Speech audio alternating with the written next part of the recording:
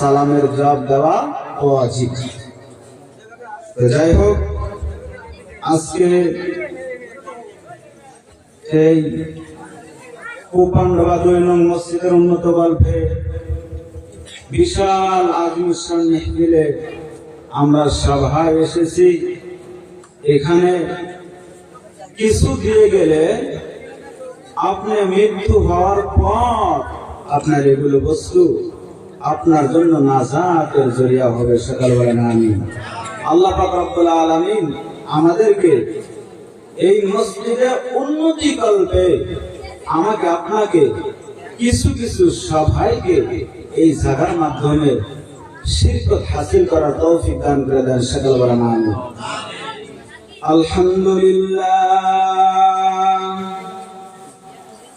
আলহামদুলিল্লাহ নাহমাদুহু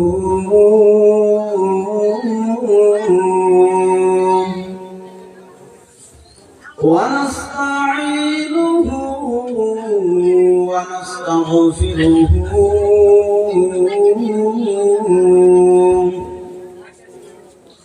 ওয়া নু'মিনু বিহি ونتوكل عليه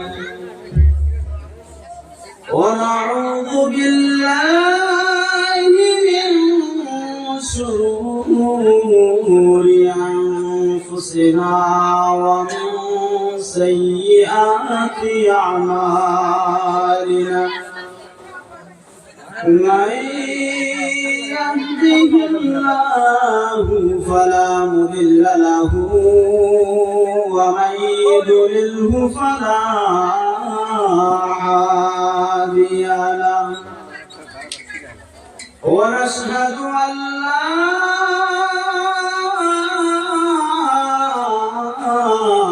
إله إلا الله وأشهد أن محمدا عبده ورسوله وصلى الله تعالى عليه وعلى آله وأصحابه وبارك وسلم وسلم تسليما كثيرا كثيرا. فقد قال الله تعالى في كلامه المجيد والفرقان الحميد: أعوذ بالله من الشيطان الرجيم. بسم الله الرحمن الرحيم. لو أنزلنا هذا القرآن على جبل لرأيته خاشعا متصدعا من خشية الله. وتلك الأمثال نضربها للناس لعلهم يتفكرون. وقال النبي صلى الله عليه وسلم: لا يؤمن أحدكم حتى أكون أحب إليه من والده وولده والناس أجمعين. وقال الله تعالى في شان حبيبه ومحبوبه ومخبرا وعابرا إن الله وملائكته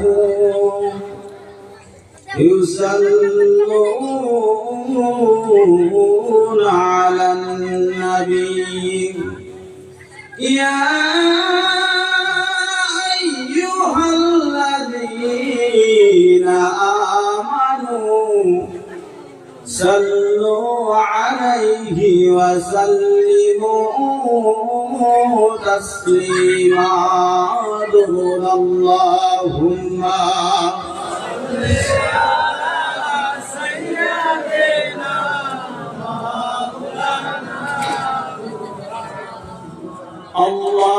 اللهم صل على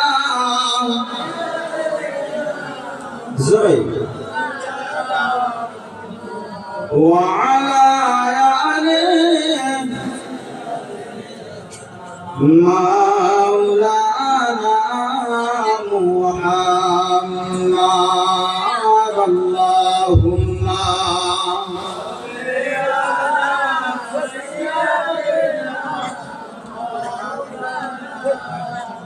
وعلى آل سيدنا مولانا محمد কেউ বা বলে পাগল তোমার আর কেউ বা বলে জাদুগার আল্লাহ বলে ও হে বন্ধু আপনি আমার পয়গম্বর আল্লাহুম্মা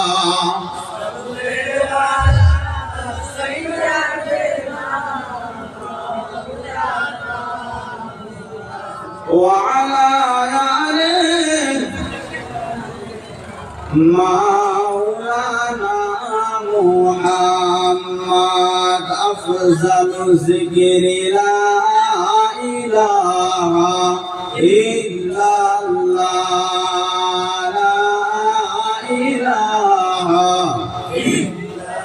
একটা জবান বন্ধ রাখবেন না বন্ধুগণ লা ইলাহা ইল্লাল্লাহ আরো জোরে লা ইলাহা ইল্লাল্লাহ বলো লা ইলাহা ইল্লাল্লাহ লা ইলাহা ইল্লাল্লাহ বলো লা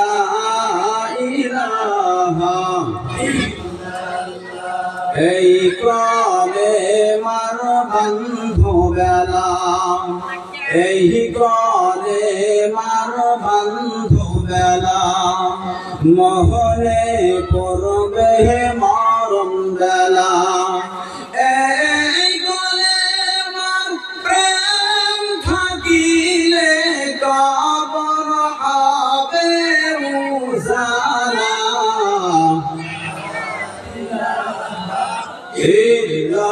ইল্লাল্লাহ লা ইলাহা ইল্লাল্লাহ লা ইলাহা ইল্লাল্লাহ মুহাম্মাদুর রাসূলুল্লাহ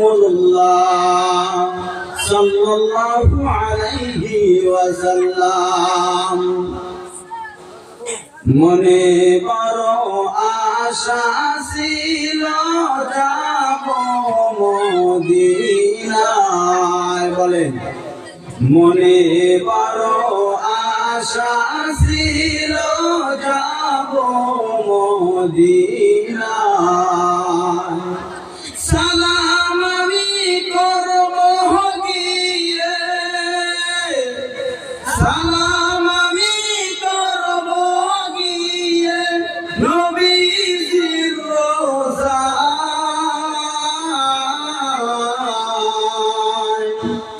মনে বড় আশা ছিল যাব মদিনায়, আশায় আছে সম্ভব নাই, আশায় আছে সম্ভব নাই, কি যে আমি করি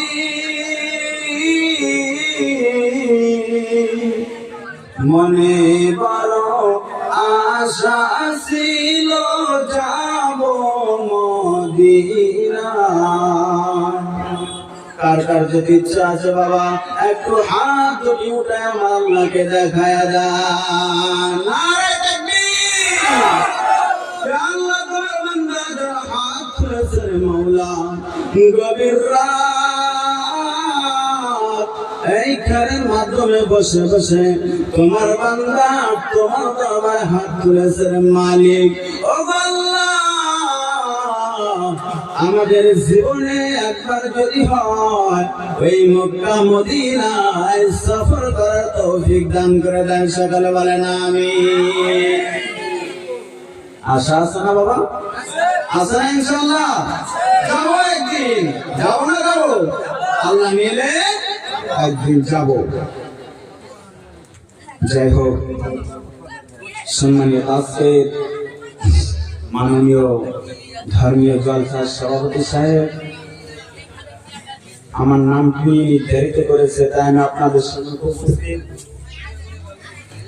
আমার আগে হয়তো মুখ্য অতিথি বয়ান করে গেলেন, সুন্দর সুন্দর কথা বললেন।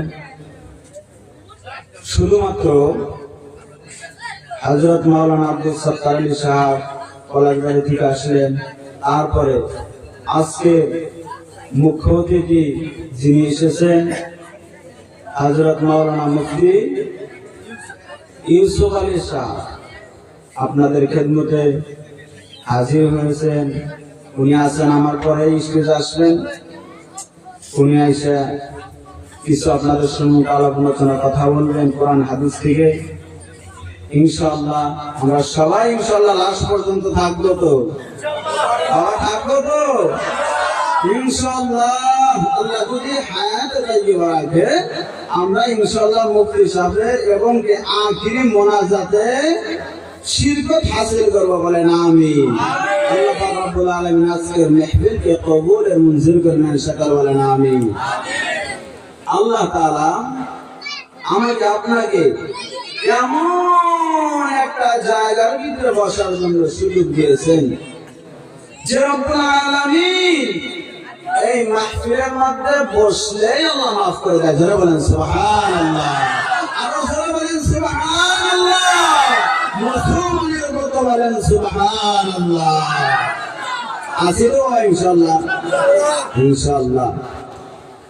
যে আল্লাহ তাআলা আমাকে আপনাকে সব কাজ ফালাইয়া আদরের ঘর বাড়ি সব কিছু নিজের সন্তান স্ত্রীকে চাইরা গভীর রাত আমরা খেরের মাধ্যমে বসে আছি, এর মর্যাদা আল্লাহ যেন কিয়ামতের দিন আমার আপনার নাজাতের জরিয়া বানায় দেয়, সকল বলেন আমিন। আল্লাহ পাক রব্বুল আলামিনের লক্ষ কোটি শুকর ও সুজুদ যে মহান আল্লাহ রব্বুল আলামিন আমাকে আপনাকে এই মাহফিলের ভিতরে বসার জন্য সুযোগ দিলেন। সেই আল্লাহ তাআলার প্রতি অন্তর অন্তর থেকে মহব্বতের সাথে আল্লাহ তাআলার নামে শুকরিয়া আদায় করি, বলেন আলহামদুলিল্লাহ। আরো জোরে বলেন আলহামদুলিল্লাহ। যে নবী মায়ান নবী রাহমাতুল লিল আলামিন খাতামান নবিয়্যিন সাইয়্যিদুল মুরসালিন আহমদ মুস্তাফা মুহাম্মদ মুস্তাফা সাল্লাল্লাহু আলাইহি ওয়াসাল্লাম, সেই নবীর প্রতি অন্তর অন্তর থেকে মহব্বতের সাথে আমরা দরুদ প্রেরণ করি, নবীর কবর মোবারকে সালাম পৌঁছায় দেই। সবাই বলেন সাল্লাল্লাহু আলাইহি ওয়াসাল্লাম।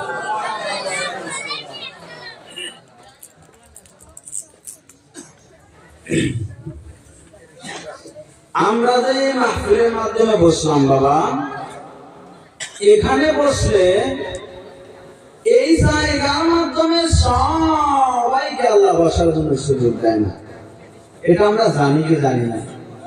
আল্লাহ তাআলার কিছুগুলা ফেরেশতা শুধুমাত্র রাস্তা দিয়ে ঘুরে বেড়ায়। কোথায়? এই রাস্তা দিয়ে ঘুরে বেড়ায়। ঘুরতে ঘুরতে যখন দেখে কোন জায়গার মাধ্যমে কিছু মানুষ জমে গিয়েছে, তো আল্লাহ তাআলা ওই ফেরেশতারা ওই মানুষগুলিকে দেখার জন্য একজন ফেরেশতা আরেকজন ফেরেশতাকে বলে, আমরা যে কারণে ঘুরছি সেই মানুষগুলিকে আমরা পেয়ে গেছি। একজন ফেরেশতা আরেকজন ফেরেশতাকে বলার পর সেই মাহফিলের চতুর্দিকে ফেরেশতারা দাঁড়িয়ে যায়, আর ফেরেশতাদের হাত থাকে পৃথিবীর মাটি থেকে আকাশের আরশ পর্যন্ত। জোরে বলেন সুবহানাল্লাহ। সেখানে রহমতের বৃষ্টি অবতীর্ণ হতে থাকে। আরো জোরে বলেন সুবহানাল্লাহ। আল্লাহ তাআলা আমরা যে মাহফিলের মাধ্যমে বসলাম বাবা, আমার আল্লাহ এই মাহফিলের মাধ্যমে কেন বসলাম আমার মালিক জানে কি জানে না।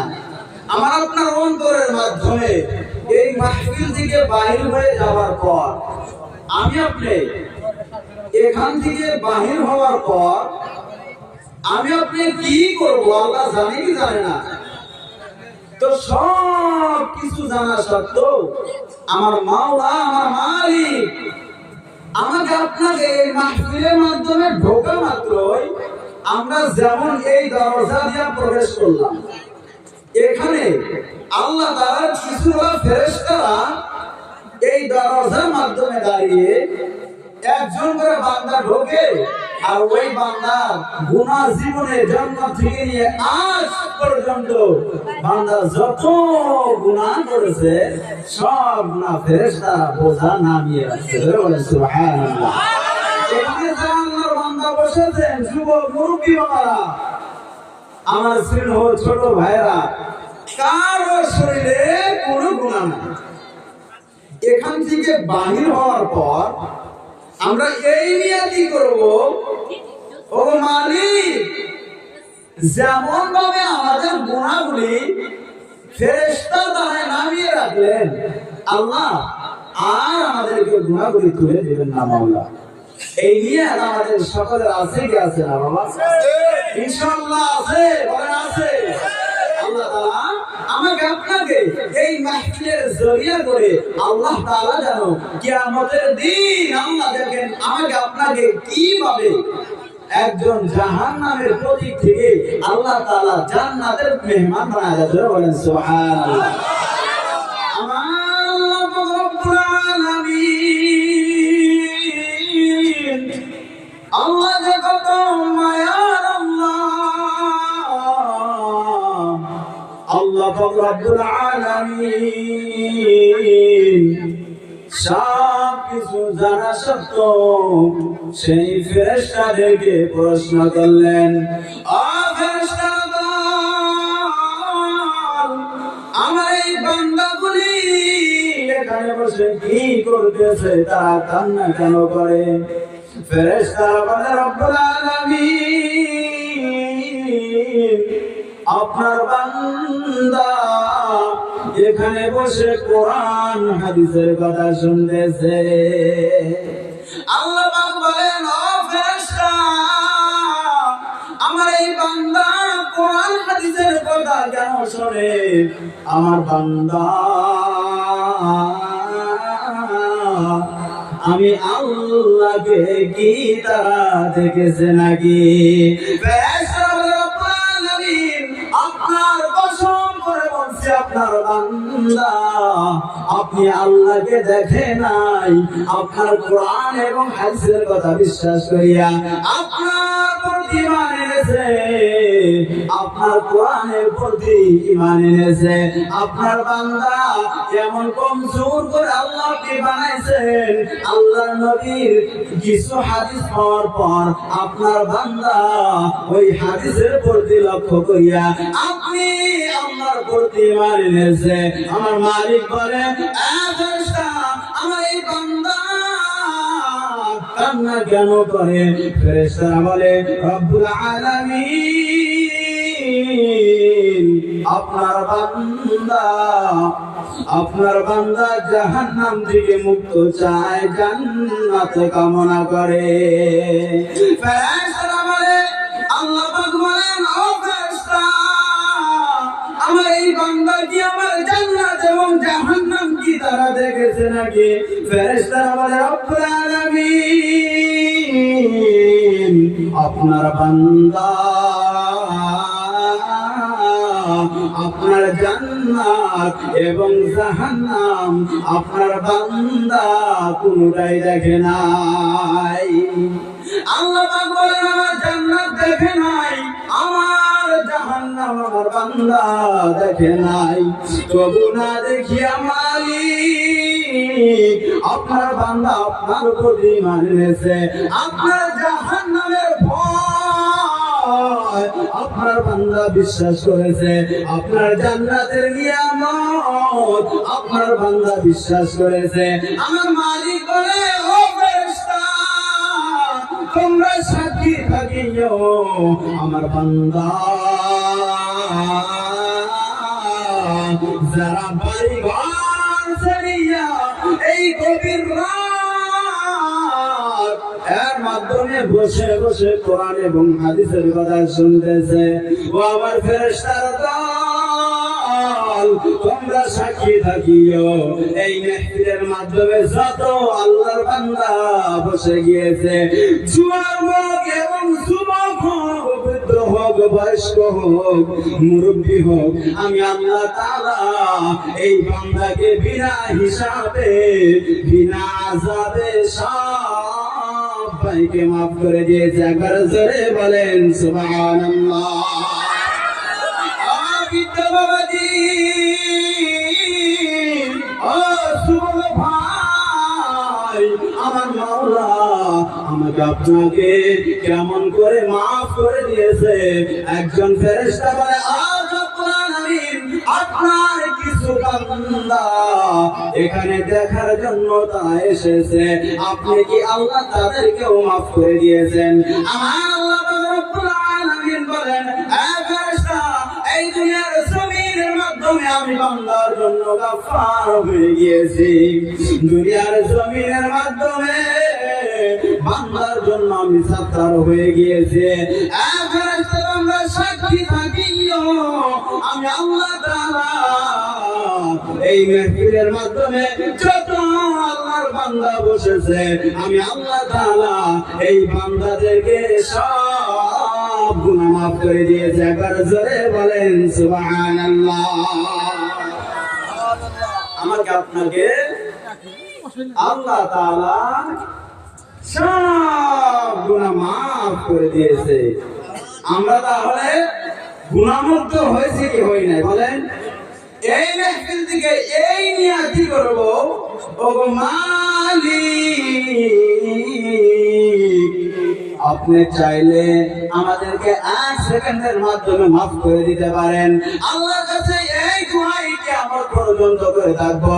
আল্লাহ যতদিন আমাকে আপনাকে হায়াত দিয়েছে, ততদিন আমি আপনি মৃত্যুর পরে আল্লাহ জানো এই মাহফিলের জরিয়া করে আমাকে আপনাকে সব গুনাহ মাফ করে দেয়। একবার জোরে বলেন সুবহানাল্লাহ।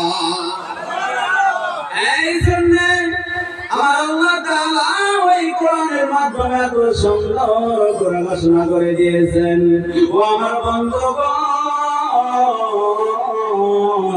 আল্লাহ তাআলা ওই কোরআনের মাধ্যমে এত সুন্দর করে ঘোষণা করে দিয়েছেন, লাউ আনজালনা হাযাল কুরআন আলা জাবালিন লারাআইতাহু খাশিআন মুতাসাদ্দিআন মিন খাশিয়াতিল্লাহ وتلك الأمثال نضربها للناس لعلهم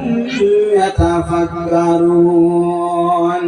الله رب العالمين لو أنزلنا هذا القرآن, الله যখন এই কোরআনটাকে নাযিল করার জন্য যখন আল্লাহ তাআলা প্রথম সিদ্ধান্ত নিলেন এই কোরআনটাকে পাহাড়ের উপর অবতীর্ণ করবে, এই পাহাড়ের মাধ্যমে আল্লাহ তাআলা এই কালামুল্লাহ শরীফটাকে নাজিল করবেন।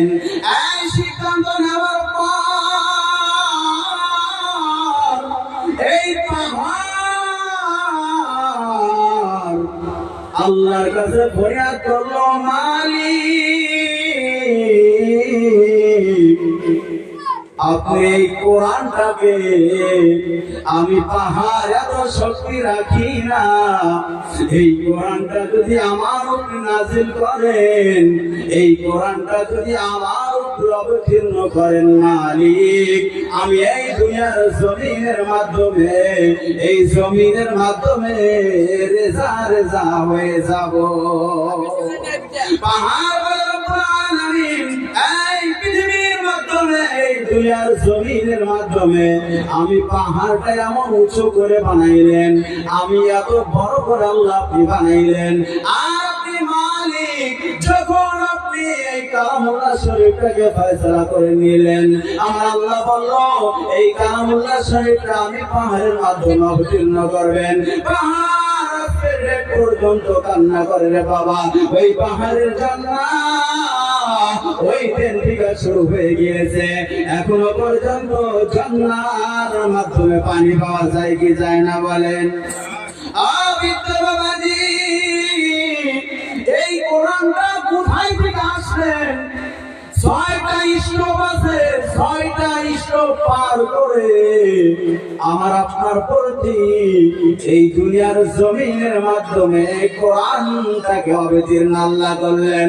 একবার জোরে বলেন সুবহানাল্লাহ।